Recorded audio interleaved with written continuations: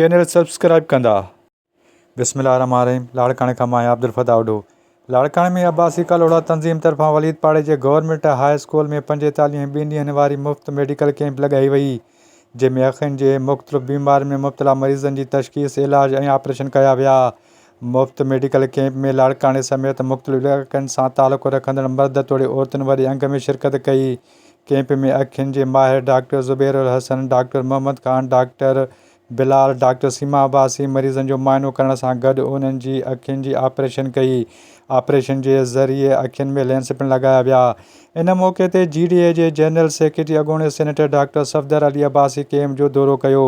Doctor Safdar Ali Abbasi आयल मरीज़नि खां संदनि खे मिलंदड़ सहूलियतुनि बाबति ॼाण वरिती, जॾहिं त डॉक्टरनि पारां डॉक्टर सफ़दर अली अब्बासी खे आगाही ॾिनी वई त पहिरें ॾींहं ते 177 मरीज़नि, जॾहिं त ॿिए ॾींहं ते 90 मरीज़नि मेडिकल कैंप में आया, जिन खे दवाउनि सां गॾु ऑपरेशन ऐं अखियुनि में लेंस पिणु लॻाया विया।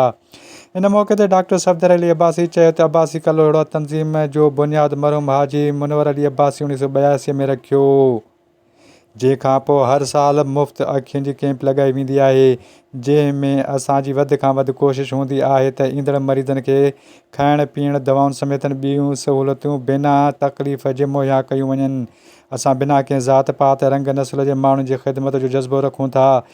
Abdul Fatah Udo, A4 news, Larkana.